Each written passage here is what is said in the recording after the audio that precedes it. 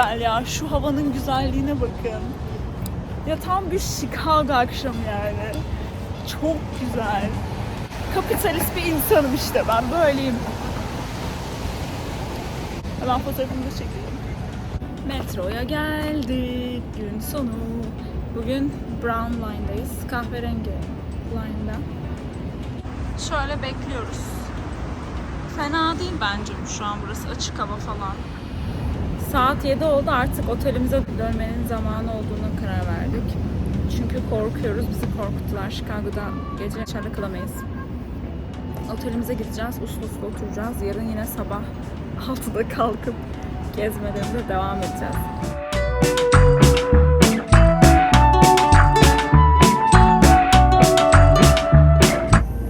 Tavuk kanadı sipariş ettim. Hiç de adetim değildir yani tavuk kanadı. Pizza çok büyük gelecek diye düşündüm. Çok aç değilim ama hem pizza verdiklerini bilmiyordum. O yüzden ben de tavuk söyledim.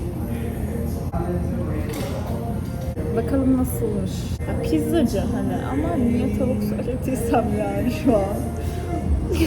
Bilmiyorum. Bir an açtım ve hızlı karar vermem gerekiyor gibi istedim. Neyse iniş güzeldir yani. $10 verdim. Güzel olsun. Şöyle bir şey geldi arkadaşlar. Hala niye tavuk söyledim anlamadım. Biraz pişmanlık yaşıyorum şu an. Ama açım. Umurumda da değil ayrıca. Kanat söyledim. Hiç de kanat yemem yani. Neyse.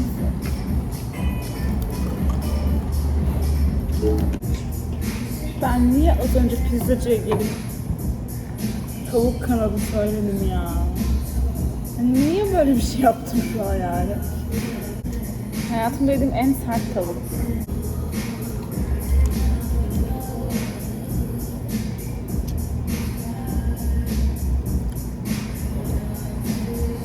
Herkese merhaba, ikinci günden yine aynı kombinle. Merhaba. Daha yapacağımız çok şey var. Hayatımın eğlenceli noktalarını sizinle paylaşıyorum. Bağıran asansörümüz geldi. Biz şöyle bir şey keşfettik. Bizim katımızda daha güzel bir tuvalet varmış. Gökçen çok mutlu oldu. Çünkü burası daha güzel. Duşa kabini falan var. Gördüğünüz üzere perde yok. En son hatırlıyorsanız Gökçen kalp krizi geçirmişti tuvaleti görüp. Ben şey diyordum, ne güzel ya, en azından perde var. Bunu bildiğimiz iyi oldu gerçekten. Günaydın. Yine süslendik sabahın köründe. Rujuma bakın. Gece ruju sürdüm. Ne yapayım, dün Sephora'dan aldım. Hemen ertesi gün sürmem gerekiyordu. Çok heyecanlıyım. Şimdi kahvaltıya ineceğiz. Kahvaltı dedim ya, mısır gevreği, süt ve yumurta ve zifit kahve. Ama neyse, en azından kendimize bir şeyler girecek. Hadi gidelim. Bugünkü kahvaltımız da böyle. Çok bir değişiklik yok. Şöyle bir güncelleme gelmiş. Bir de kek yakaladık. Bölüştük, yarısını Gökçen yiyor şu an. Yine metroya. Şimdi Chicago bot turu zamanı. Hadi bakalım, şehrin içinden geçen bir bot var. Bütün şehir manzarasını botla böyle yaylanıp izleyebiliyorsunuz. Ona gidiyoruz şimdi.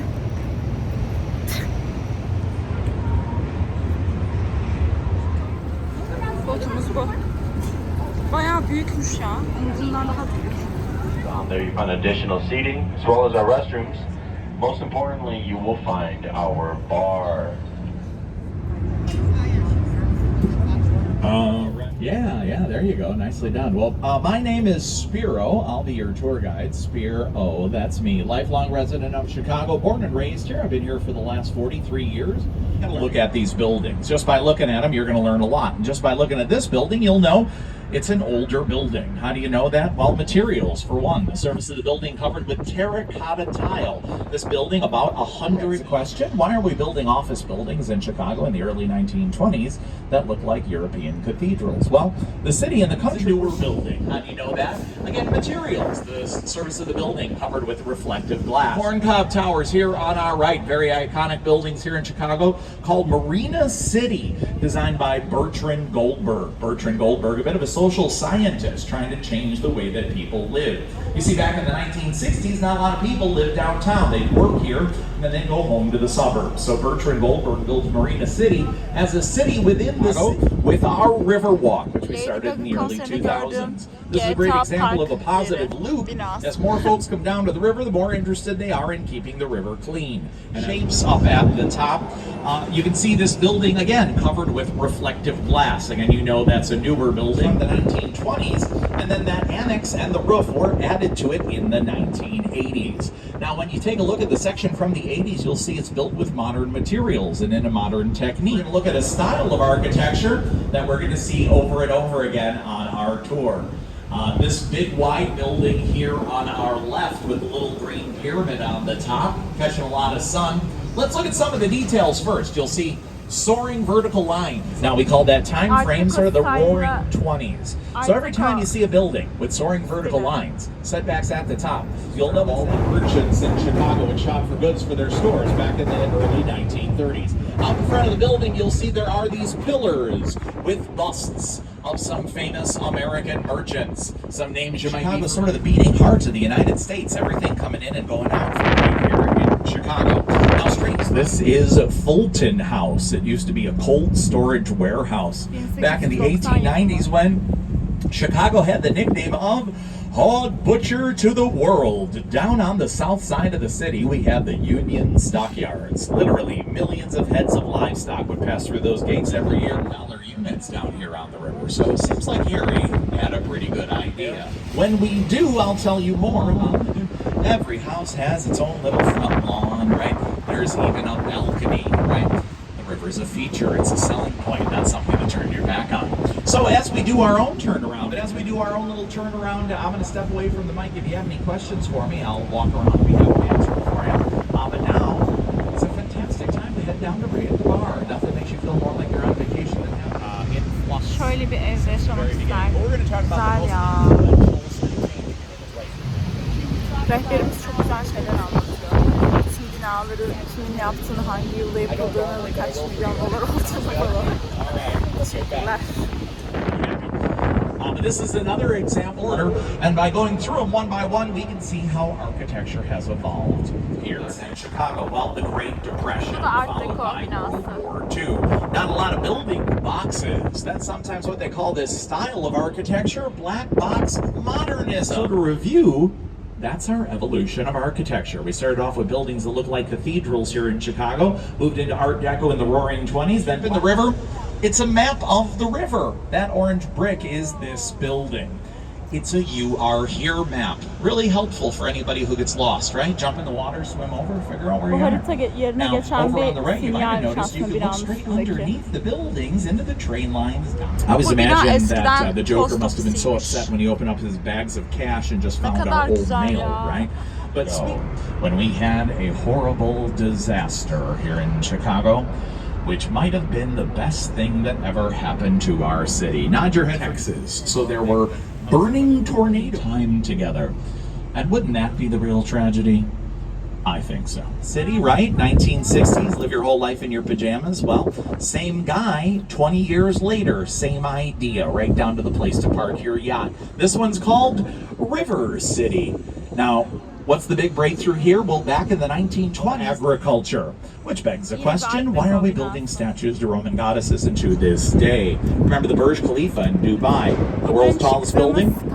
Also uses that same bundling technique. Now let's talk about the confusion with the name. When the building first opened in 19 grid, you'll see the two tallest towers with the smaller towers adding. Understand what these numbers mean from down here on the river. So to put that in perspective for you. Şu an fırın tuvaletlerindeyim. Tuvaletler çok temiz bu arada.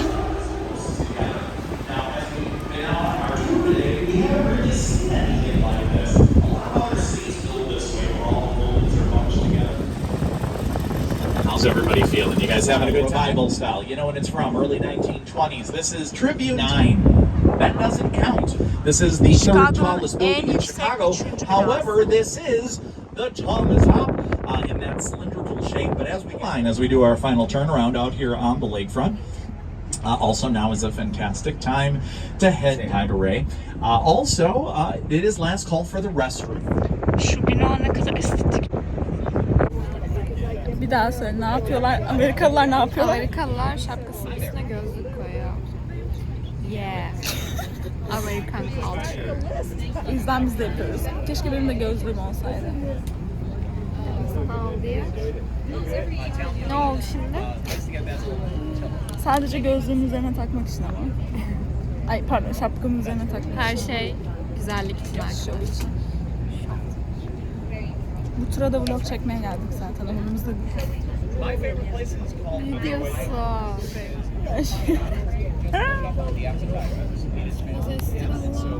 şaka yapıyorum. Linçlemeyin. When we dock, and getting knocked over turns into getting knocked overboard when you're on a boat. So please remain seated. Hi again, Andre. Çok acıktık şu an. Ucuna bakın. Chicago'nun çok ünlü bir pizzası var. Şu an onun mekanına gidiyoruz onu yemeye. Çok heyecanlıyım. Çok güzel duruyordu. İşte beklediğim an. Yemek yeme anı.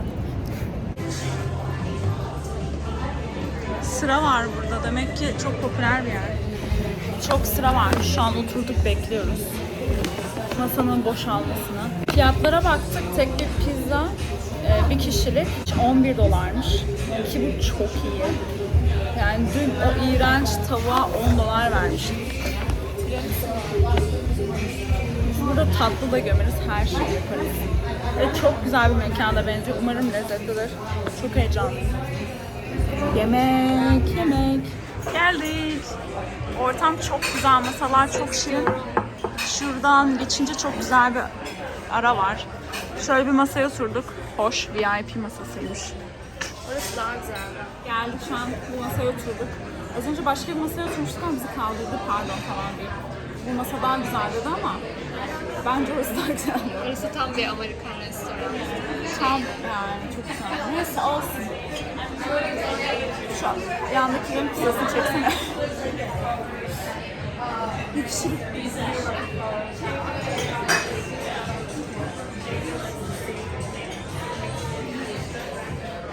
Gördünüz mü? Bir kişilik uzanıyor, uzuyor kaşarı. Ay çok acıktım. İki kişi gelen herkes kendini almış. Ayrı ayrı pizza. Bilmiyorum.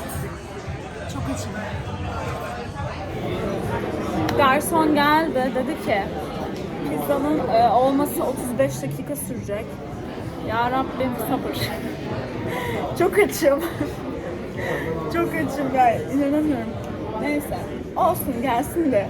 Çok heyecanlıyım. Ekstra peynir eklettik. Ortaya da patates kızartması söyledik ve 2 tane kola söyledik. Çok heyecanlıyım. Dip.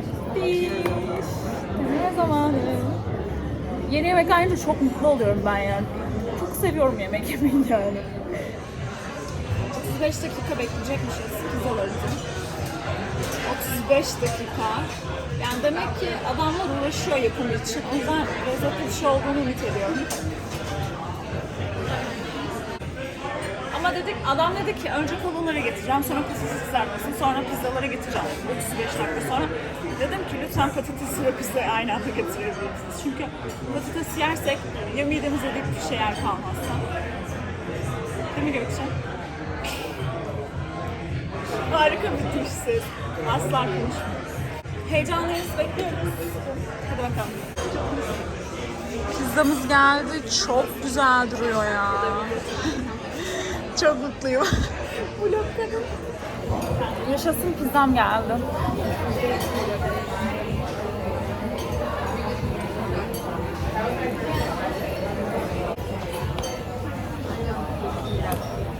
Bu pizzanın özelliği, pizzanın üstünde domates sosu var.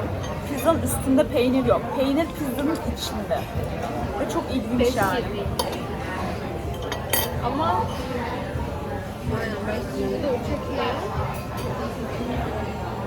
Önce bavul aldım. bu ne? Gümrükten bir açma falan. Derin tatlı.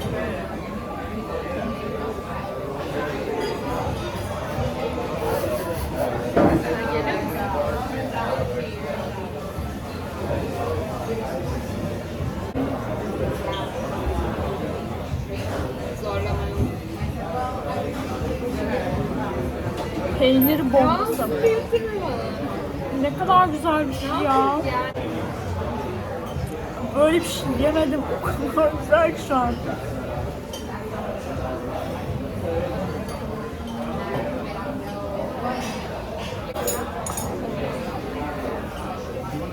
Eğer peynir seviyorsanız bayılırsınız. Ben bayıldım. Bayıldım.